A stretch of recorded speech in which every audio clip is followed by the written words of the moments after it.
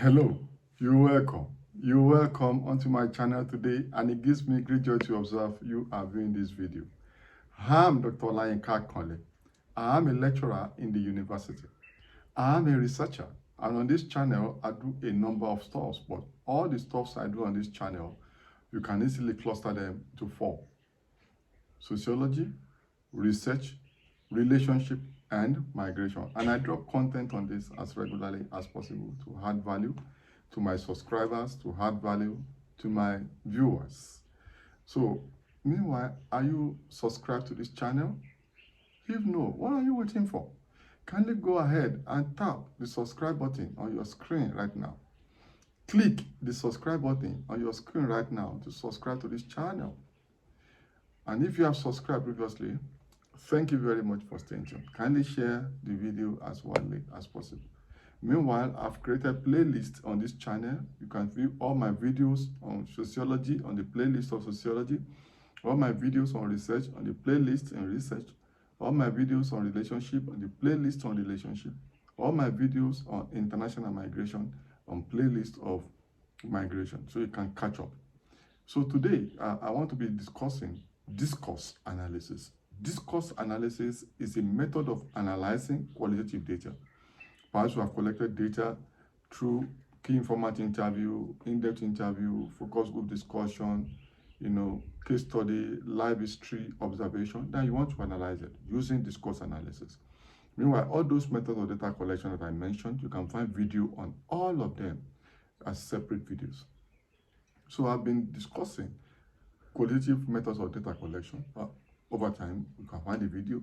Now, I've started discussing qualitative methods of data analysis. So I started with content analysis. I've done videos on thematic analysis. I've done videos on narrative analysis.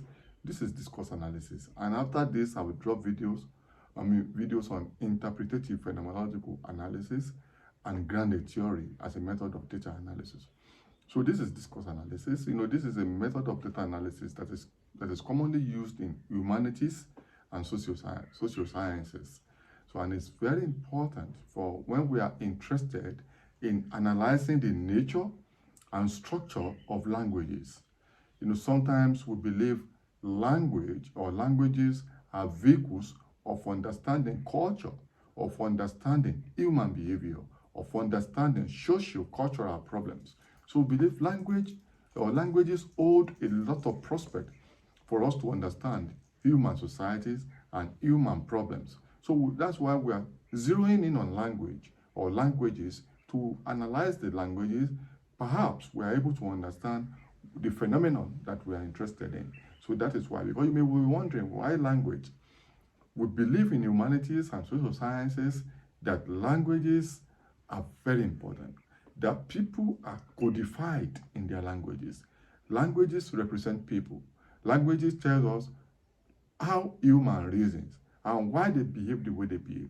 So believe if we analyze the nature and structure of languages of people, we can be able to understand. So, but with not just all languages, we are interested in nature, structure, text, or utterances. Once the sentences are more than one. If you're just looking at a sentence, you cannot use discourse analysis. It's not advisable.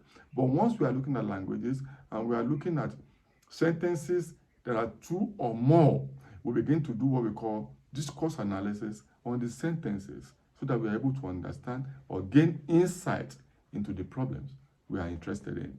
So nature, structure, text, utterances, linguistic elements in that particular culture as windows or avenues to understanding the problem. So in discourse analysis, we consider the linguistic elements. And in their social and cultural situations, in their social and cultural settings, in their original linguistic context. So we're not just interested in the language in isolation, but we are interested in the language within the cultural system of interest to us per time. So, and this, if you look at all of this within the confines of some theoretical or methodological explanations, we understand. For example, there's a video on this channel on symbolic interactionism, where we believe, you can view that video, where we believe that the symbols that people use, including their linguistic symbols, can give us insight into their behavior. So this is very important. So language is central. For example, if you can do a discourse analysis on advertisements, you can do discourse analysis on social media posts. That is, you can begin to look at the post, the kind of words they use, the kind of slangs they use, the kind of languages they use, you know, and the text of those languages, the text in that advertisement, the language representation, linguistic representation in the advertisement. You can analyze them to understand the essence of the advertisement or the social media post. You may see a trending post. You know, you can see cloud chasers just pursuing a particular post. You may begin to understand what is it about this post. If you're interested in marketing, you can look at advertisement. You know, social media, especially in the age of social media. So we can do discourse analysis of this social media post to understand, for example, if you are interested in Gen Zs, you are interested in politics, you are interested in gender, the power, education, family, all these social systems in that place. You can look at the structures. You can look at the expressions or the linguistic expression within that particular cultural or social domain to be able to understand what people are trying to get at. And there are different theoretical or philosophical perspectives to it. Like I've mentioned, symbolic interactionism. And so this will guide the kind of discourse analysis you are going to be doing. So you are discussing the discourse. You are analyzing the discourse based on the nature and the structure of the languages they are using, the text and the utterances they are using once it is more than one sentence. So this is very important. For example, you may look at one advertisement, for example, when they are in a wrestling match, in a boxing match, and the advert, how are they representing the gender? How are they talking about the genders during the advertisement? On social media, how are they representing genders? How are they representing generation? Gen Zs, millennials, baby boomers? What kind of things are they saying about them? What kind of linguistic element are they using? And how can this give us insight into the general cultural orientation of that society? And there are different types. What are the types of this discourse analysis? You can have descriptive. Basically, descriptive discourse analysis may just be describing, just characterizing the issue. And you can have narrative, where you are providing more stories, more analysis in a kind of storytelling to begin to give narrative instances into it. And you can have exposition, where you go beyond the narration, the structure, or the nature to begin to reveal deep-seated, not so obvious elements of that language. So you begin to go to exposition level to begin to unearth, excavate, unravel salient, innuendos that are not so obvious, exposing them to beyond their hidden places. Then you can have argumentation in a way that you begin to engage in argument with existing paradigm, existing elements, existing narratives, existing conclusions in a way that you're going to argumentation, discourse, analysis. And the aims, what are the aims or, aims and objectives of discourse analysis is to inform, to give information as, wait a minute, this language, these things people are saying, these texts and utterances people are making, these are the implications. Because sometimes, especially so many things on social media, people just post things randomly without thinking them through. And for discourse analysts, you inform people and say, wait, this trending element, this advertisement, this post that has gone viral, it goes beyond that.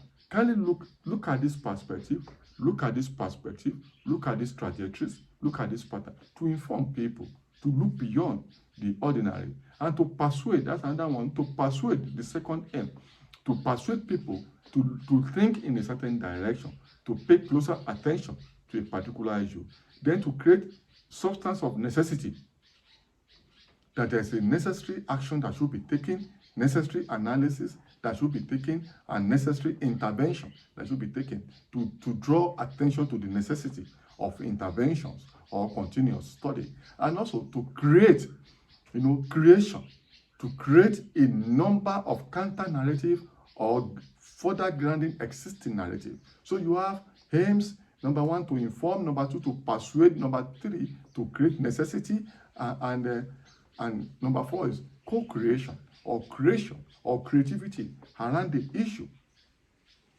Not just informing now, not just trying to persuade now, not just to create necessity, to create necessity now, but to create intervention. So while the first three may be at the level of engagement in terms of discursive engagement, the fourth one in terms of creation goes to the level of acting, whether to create alternative paradigms, alternative narratives, alternative action, but it calls the is a movement to action. You can see the graduation, where the types can be descriptive, can be narrative, can be expository, can be argumentative. So all of these typologies are aimed towards achieving the objective of informing, persuading, necessity, and creation. So discourse analysis is one that I love so much because for me as a researcher, I don't look at things just at their face value, but to analyze them in terms of their nature and structure.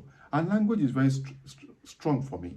As an ethnographer, as a researcher, as a sociologist, I hold language in high esteem. You can't just say things we believe meanings are attached to the things you have said and how you have said them. And we can engage in discourse analysis to be able to bring it to the surface for the maintenance of social order and problem solving and proactive problem prevention. So I recommend discourse analysis for you, but you must know it has its own problem. It's very cumbersome. It's difficult sometimes, and it can be technical. And sometimes it can be overtly subjective and inherently subjective, in which case, at the level of discourse analysis, researchers may tend to, maybe directly or indirectly, superimpose their own mindset, their own subjectivity on the reality of interest. But in any case, it has its own advantage also. Disadvantages does not mean we can't use them. It just means we have to pay attention. So how do we overcome these challenges and disadvantages? Major advantage is that it can give you detailed analysis, comprehensive analysis, because as you are looking at the nature and structure of languages, textual nature and utterances, you are also looking at the specific cultural and social domains. So you are taking the language and you are dragging it down to that culturally specific environment to have detailed understanding to the level of the earthworm view.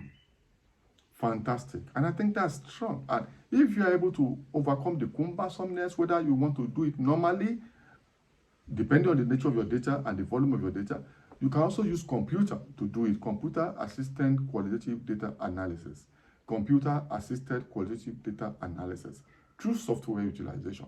That can simplify it, and I recommend that. Then you can also, you say it's technical, but if you continue to do it and build capacity, like we are doing viewing this video now, then you can overcome the cumbersomeness. And the subjectivity can also be the advantage and disadvantages, because it allows you, it's subjective and it's original.